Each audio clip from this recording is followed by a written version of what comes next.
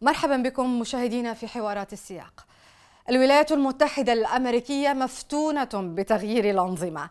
أطاحت واشنطن بأكثر من 30 من القادة الأجانب منذ بداية القرن العشرين، مما يجعلها رائدة العالم في تغيير النظام بهامش واسع. ومع ذلك، كما تظهر تجربة الولايات المتحدة في أفغانستان، أنه غالبا ما يكون لتغيير النظام عواقب وخيمة وغير مقصودة.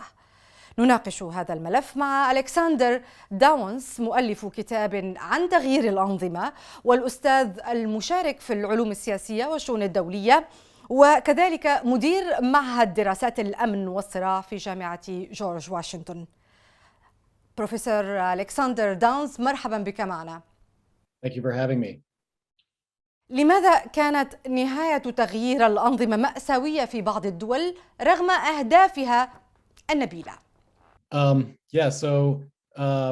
Regime change is often undertaken by the state that's doing it with, intentions to further their own interests. They're not usually trying to further the interests of the people in the country involved, although sometimes that's also true. But a couple of things can go wrong and cause regime change operations to go sideways. One is what we may see in Ukraine is when the target's military sort of disintegrates and flees to the countryside or across a border, and is then able to launch an immediate insurgency against the intervener. The second is when the intervener places a new leader in power, that leader faces competing incentives because the intervener wants him or her to follow their own interests, but the population in the country, their interests are not always the same as the interveners.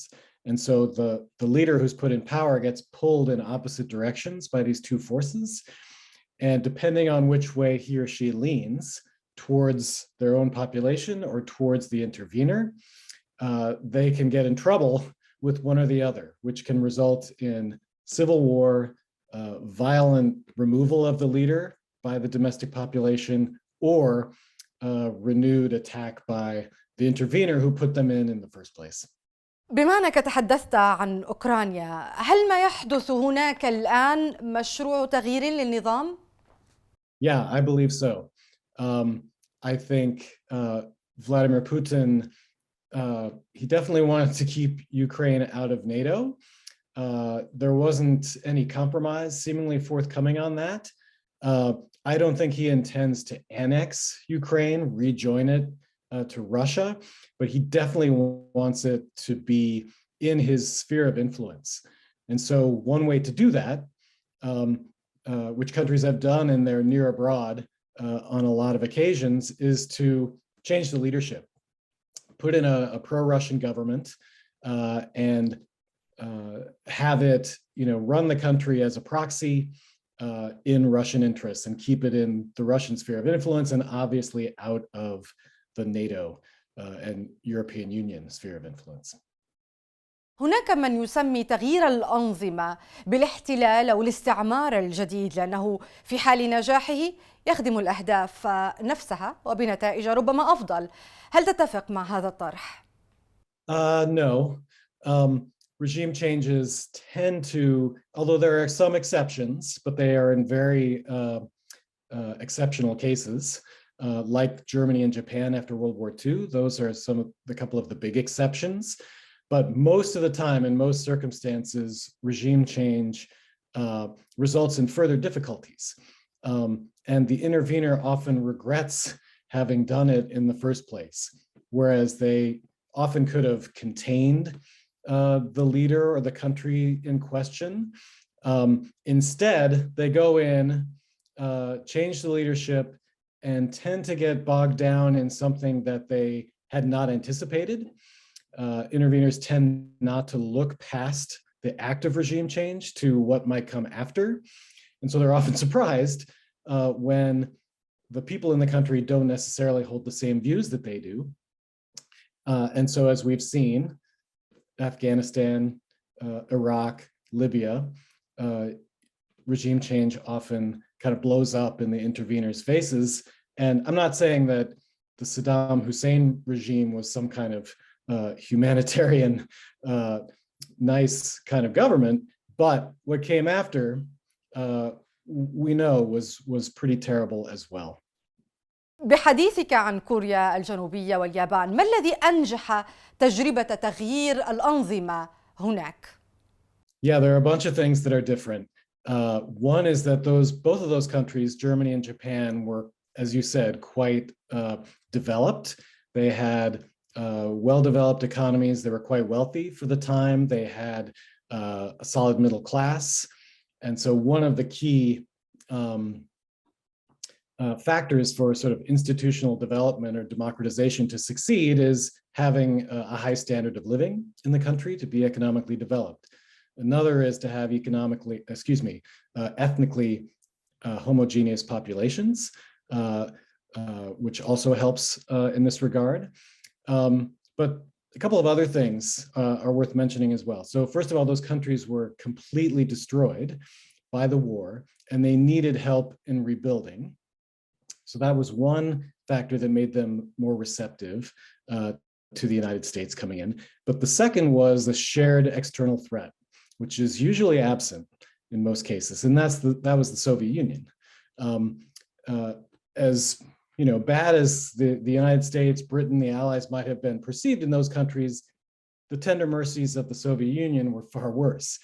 And so there was a shared sense of threat among the people in those two countries and the United States, which made Germans and Japanese more amenable to an American occupation and American rebuilding. One last thing I would add is that the United States and its allies didn't completely clear out the old regime. Yes, there was some denazification and some trying of war criminals in both cases, but in a lot of cases, lower level officials, others who had been involved in the previous regime were maintained, and that provided some continuity. The governments didn't completely collapse. طيب ماذا عن أفغانستان؟ ما الذي حدث؟ هل الخطأ كان بالخطة وبالتالي بالنتائج أم في التنفيذ والتغييرات التي حدثت على الأرض؟ So it all stems back from the beginning, when the United States decided to, demanded that the Taliban turn over Osama bin Laden and his Al-Qaeda confreres. And they refused to do that, so the Americans attacked. And the way they did that was in a very unusual way, with very small number of CIA officers on the ground, special operations forces directing airstrikes, which were devastating. But what happened is the Taliban collapsed and disintegrated and fled in the manner that I described a few minutes ago. And so many of them were killed or taken prisoner, but many others, including Mullah Omar, their leader, fled to Pakistan, where they were given shelter and allowed to, in fact, help to rehabilitate and then reinfiltrate the country. So the conditions for insurgency were there from the beginning. It also doesn't help that there is a sympathetic regime next door in Pakistan, where they were able to take shelter and get supplies and flee to if they were under pressure. But then, the sort of this is a massive undertaking to try to democratize and create a central government in a country that's basically never had that before. It's an incredibly ethnically diverse and very poverty-stricken country, and that's really hard ask. And what you saw over time with the regime that the Americans put in, led by Hamid Karzai, was this divergence of interests that occurred over time.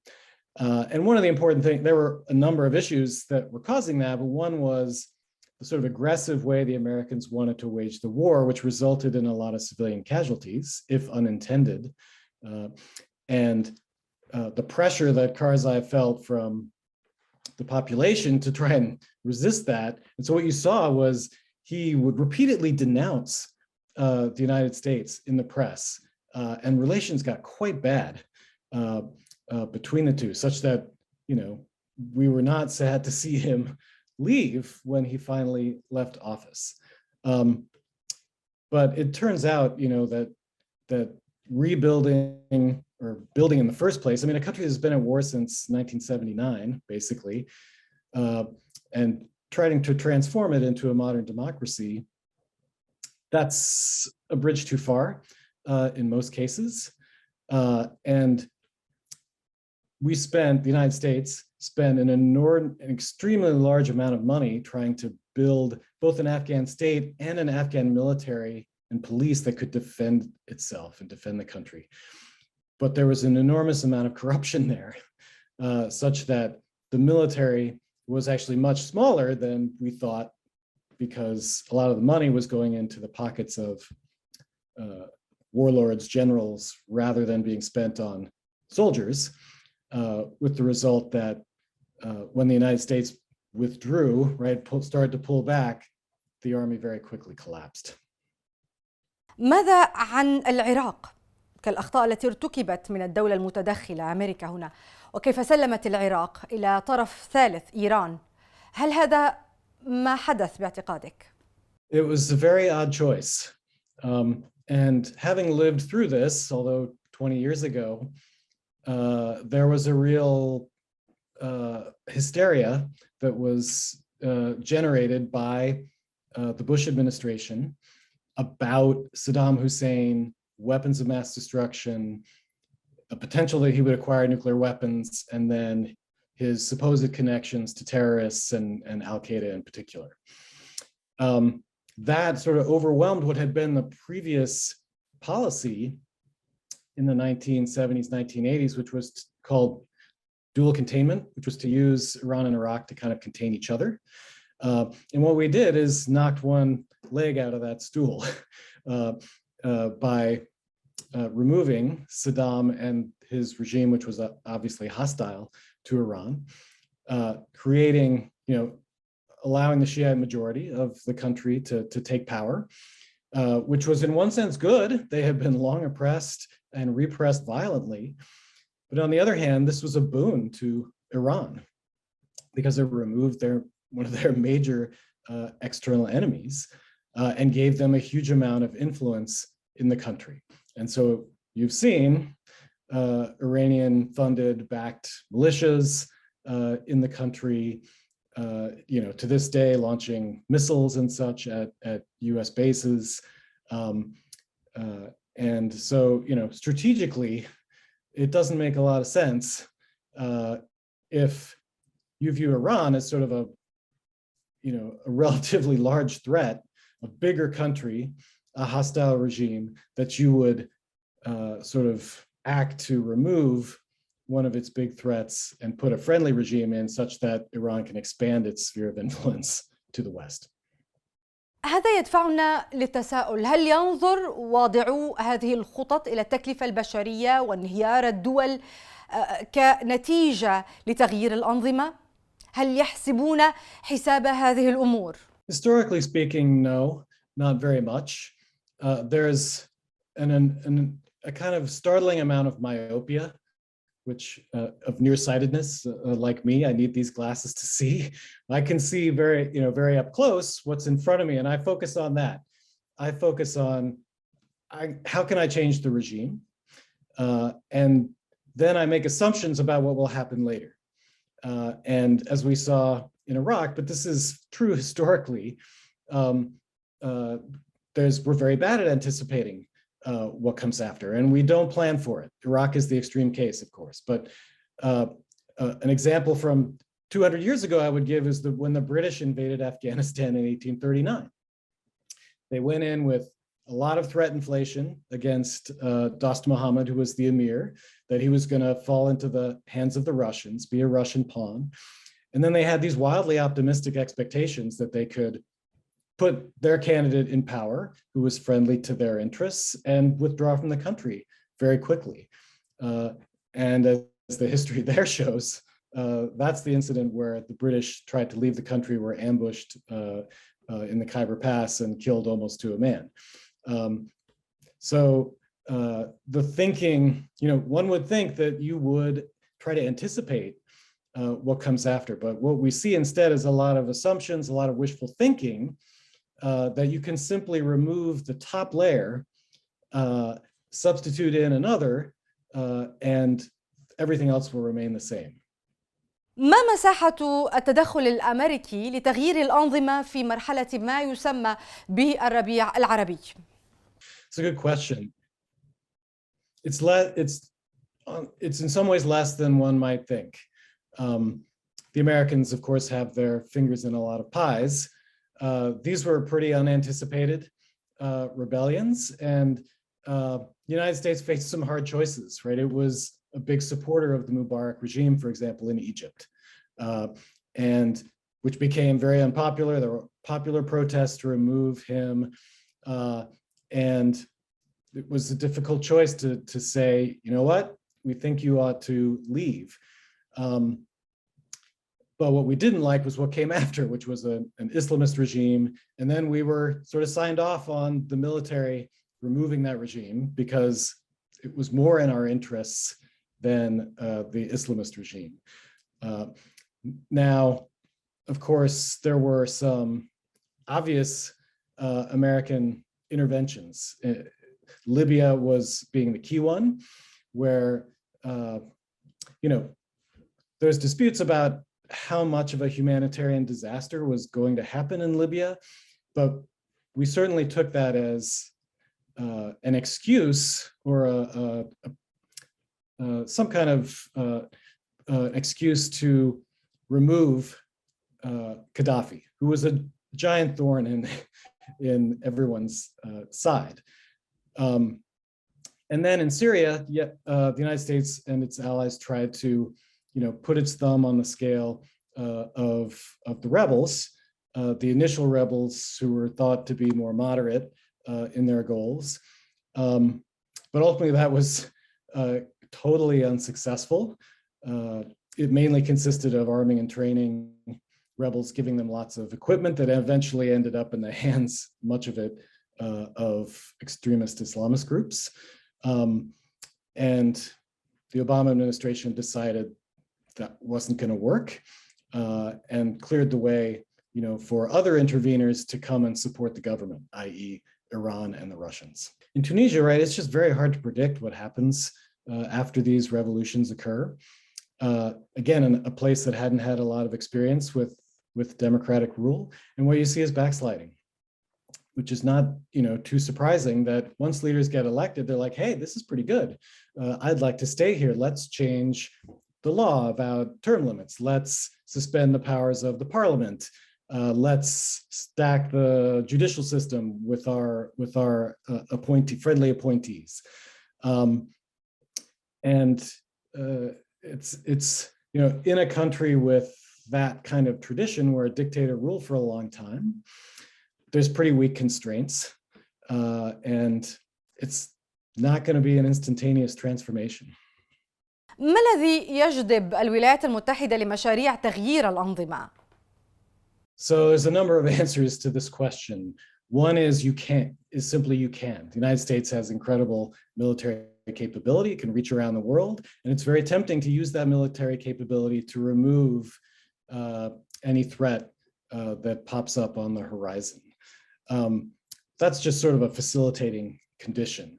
I would then point to the short-term focus, the sort of inability to think long-term about the aftermath of regime change and simply making assumptions or explaining away any possibility of resistance later, and which is sort of an assumption that people everywhere sort of share American interests and will be amenable to any new regime that is placed in power. There are other factors as well, which is one of them is poor intelligence. In a lot of operations, the Americans don't have the intelligence they need about the situation, or they're getting their information from interested parties, such as, for example, in Ahmed Chalabi in the Iraqi case, who have interests in seeing the regime overthrown. And so you have biased information that says, oh yes, you'll be welcomed as liberators, everything will work out. In recent times, I mean, the extent to which the United States promotes democracy in these interventions has varied a lot, right? You saw it in World War II, in those cases we talked about before, but during the Cold War, there was no interest in promoting democracy in US regime changes. It was all about having reliable allies that were not communist against the Soviet Union. Since the Cold War, we've returned to this democratization agenda, and different administrations have embraced this and think that, make a lot of assumptions that, well, if you can, that every place is equally susceptible to democratic change. And if you change one country, say, for example, Iraq, that will spread throughout the region and you can have a sort of domino effect of democratization. And I think contemporary Americans would say, yes, if we can spread democracy, that's a good thing. What we tend to underestimate is the difficulties of doing that by force rather than persuasion, aid, development, assistance, and so forth. حتى الآن يبدو أن الولايات المتحدة لم تعترف بالعواقب الوخيمة لتغييرها للأنظمة في بعض البلدان، العراق مثالا. إدارة بايدن دعت قبل أسابيع بغداد لمؤتمر الديمقراطية. هي تعد العراق دولة ديمقراطية. Yes, well, there's of course an obvious reluctance there to admit that your sort of transformation project has not succeeded. But what you see in many of these countries where democratization has been attempted is a lot of corruption, a lot of vote buying, sort of fraud in elections, sort of influence by bad actors, the corruption sort of the institutions, right, that don't work, sort of over assumption of executive authority, sort of overwhelming the legislature, and objective measures of democracy put together by scholars or say Freedom House or places like this look at these situations and they say, no, that's not what we mean by what we understand to be democracy, with institutions that have checks and balances, with free elections, accountability to the voters. Whereas at the top, there's obvious reluctance to recognize what's actually happening on the ground and proceed as if democracy has succeeded. سؤالي الأخير عن الدروس المستفادة. هل ستغير الولايات المتحدة من نهجها بنظر إلى النتائج العكسية والغير مقصودة لتغيير الأنظمة؟ All regime changers are not that good at learning lessons.